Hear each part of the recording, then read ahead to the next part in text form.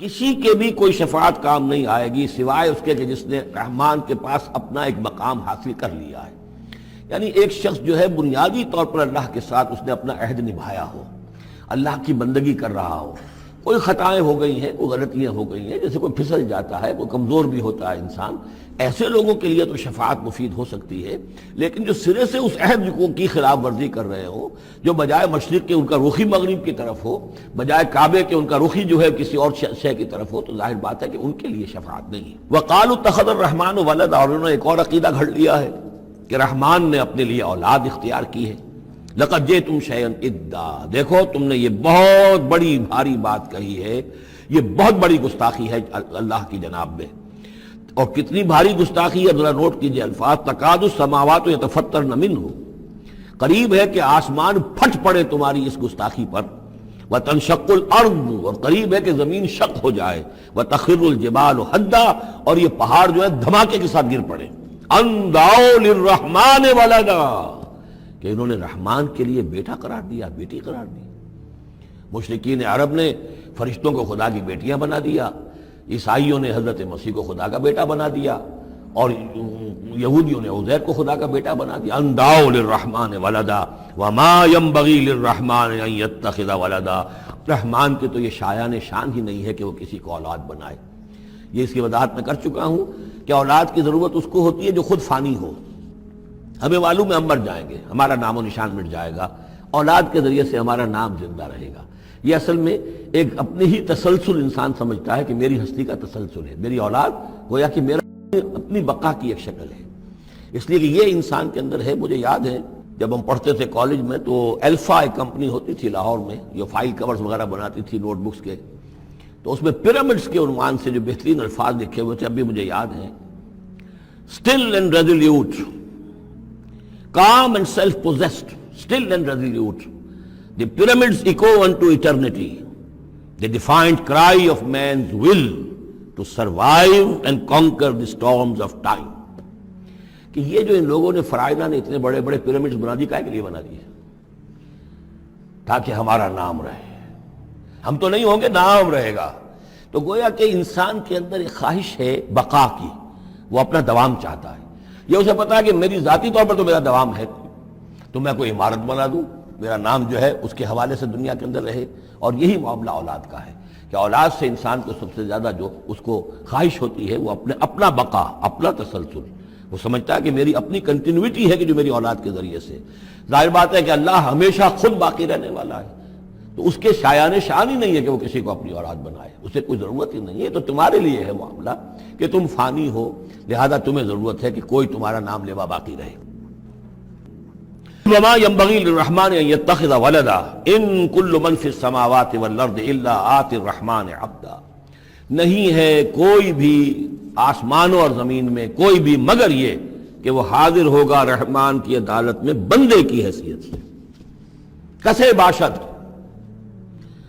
جبکہ ہمیں معلوم ہے کہ محمد رسول اللہ صلی اللہ علیہ وسلم بھی حاضر ہوں گے تو بندے کی حیثیت سے. عبدہ ورسول، عبد. اور حضور فرماتے ہیں کہ اس روز میدان حشر میں لواء الحمد بیدی، میرے ہاتھ میں ہوگا حمد کا جھنڈا، اور اس روز جو میں حمد کروں گا اللہ کی وہ آج نہیں کر سکتا. اللہ تعالیٰ کی حمد بیان کریں گے محمد رسول اللہ عدالت خداوندی میں کھڑے ہو کر. تو معلوم یہ ہوگا کہ جو بھی آئے گا بندہ بن کر آئے گا. وہ عیسیٰ ہو یا عیسیٰ ابن مریم انت قلت للناس اتخذونی وامی الہین من دون اللہ، یہ سوال کیا جائے گا کہ نہیں؟ تو فرمایا کہ ان کل من فی السماوات والارض، یقیناً کوئی نہیں ہے آسمانوں اور زمین میں، الا آتی الرحمن عبدا، مگر وہ رحمان کی خدمت میں آئے گا، حاضر ہوگا بندے کی حیثیت سے. لقد احصاہم، اس نے ان سب کی گنتی کی ہوئی ہے، ان کا پورا احاطہ کیا ہوا ہے، کوئی چھپ نہیں رہے گا، کہیں بچ کر نہیں رہ جائے گا. وعدہم عدا، اور ہم نے پوری گنتی رکھی ہوئی ہے.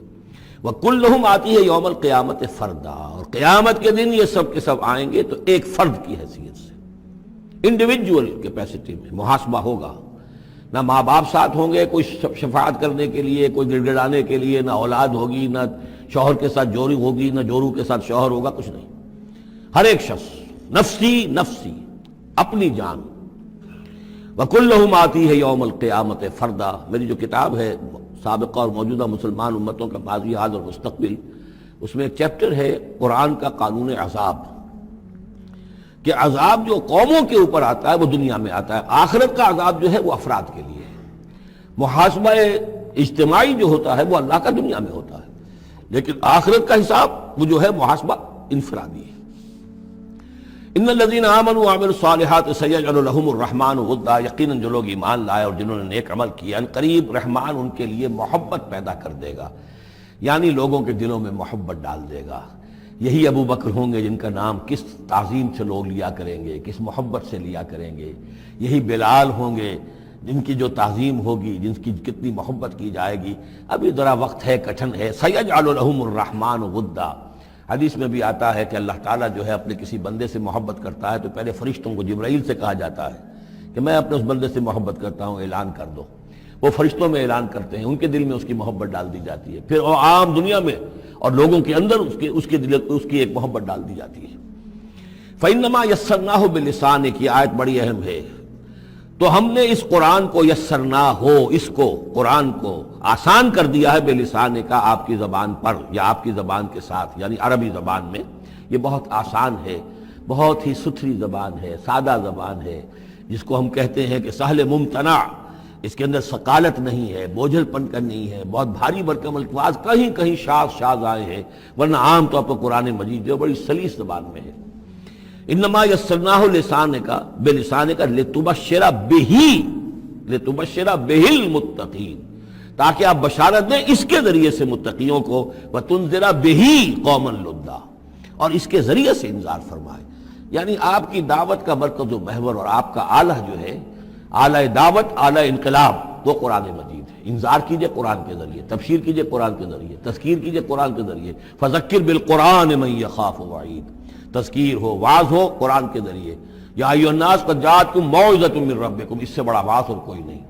تزکیہ نفس ہو قرآن کے ذریعے سے، شفاء لما فی الصدور یہ ہے۔ سورہ یونس میں بھی آ چکا، سورہ بنی اسرائیل میں بھی آ چکا، وَنُنَزِّلُ مِنَ الْقُرْآنِ مَا هُوَ شِفَاءٌ وَرَحْمَةٌ لِّلْمُؤْمِنِينَ۔ تو قرآن مجید ہی در حقیقت دعوت اور تربیت کا اور تعلیم کا گویا کہ اس کا محور ہے، مرکز و محور۔ فَإِنَّمَا يَسَّرْنَاهُ بِلِسَانِكَ لِتُبَشِّرَ بِهِ الْمُتَّقِينَ وَتُنذِرَ بِهِ قَوْمًا لُدًّا وَكَمْ أَهْلَكْنَا قَبْلَهُم مِّن قَرْنٍ، اور ان سے پہلے ہم نے کتنی ہی قوموں کو ہلاک کیا۔ هَلْ تُحِسُّ مِنْهُم مِّنْ أَحَدٍ، ان میں سے کسی کی کوئی آہٹ تمہیں نظر آتی ہے؟ کہیں کوئی باقی ہے نام و نشان؟ کہیں عاد کا کوئی نام و نشان باقی ہے؟ اور تسمع لهم رکزا، یا کہیں ان کی کوئی بھنک تمہارے کان میں آتی ہے؟ معلومات نسیم منسیہ، ختم ہو۔